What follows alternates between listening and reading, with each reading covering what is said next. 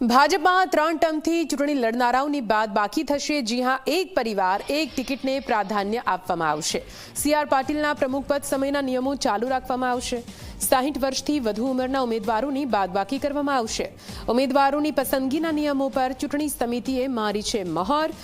Zone પ્રભારીઓએ પણ નિયમોનું પાલન કરવું પડશે। આ નિયમોનું પાલન કરીને જ પેનલ ચૂંટણી સમિતિ સમક્ષ મૂકવાનો આદેશ। आज विषय વધુ માહિતી સાથે સંવાદદાता હિતલ જોડાઈ ગયા છે ગાંધીનગરથી। સીધા એમની પાસે જઈશું। હિતલ, હવે કોને પસંદ કરવા, કયા ઉમેદવારોને મેદાને ઉતારવા, તેને લઈને તમામ પાર્ટીઓ અત્યારે જોરશોરથી પ્રયત્નો કરી રહી છે।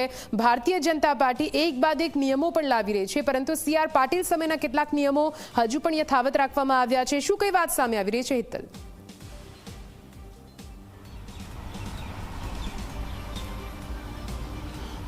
નિધિ, ચોક્કસ એવું કહી શકાય કે ગત વખતે જે નિયમો હતા એ નિયમો ચાલુ રાખવાનો પ્રદેશ પ્રમુખ જગદીશ વિશ્વકર્માએ નિર્ણય લીધો છે। સ્વાભાવિક છે કે ખાસ કરીને જોવા જઈએ તો અત્યારે જે પ્રકારે સેન્સ પ્રક્રિયા થઈ અને ટિકિટના દાવેદારોએ ટિકિટ માગી, એમાં અનેક જગ્યાએ એવા પ્રશ્નો ઊભા થયા હતા કે ધારાસભ્યના કુટુંબમાંથી કે એના ઘરમાંથી ટિકિટ માગવામાં આવી હોય, ભાજપનો હોદ્દેદાર હોય એના પરિવારમાંથી પણ ટિકિટ માગવામાં આવી હોય। આ તમામ પરિસ્થિતિ ઊભી થઈ હતી અને ક્યાંક ને ક્યાંક સેન્સ પ્રક્રિયા અને ભાજપમાં પરિવારવાદ નથી એ પ્રકારે પણ એસ્ટાબ્લિશ કરવું ખૂબ જરૂરી હતું। એટલા જ માટે આ નિયમોને લાગુ કરવાનો નિર્ણય લેવાયો છે।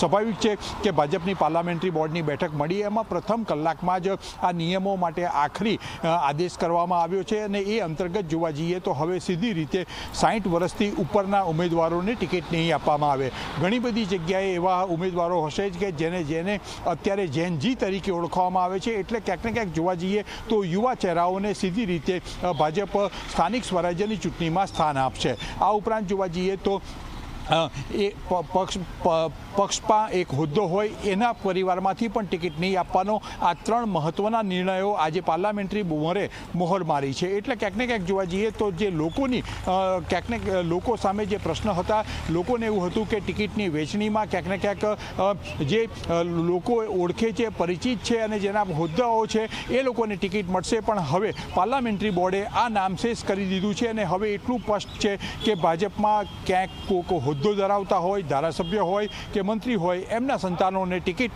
નહીં આપવામાં આવે। જી બિલકુલથી બિલકુલ, હિતલ, પૂરી માહિતી માટે આભાર। તો આપ જુઓ, અલગ અલગ નિયમો છે જેના થકી સેન્સ પ્રક્રિયામાં જેટલા પણ દાવેદારોએ ફોર્મ ભર્યા છે તેમાંથી પસંદગી તમામ ઉમેદવારોની કરવામાં આવશે।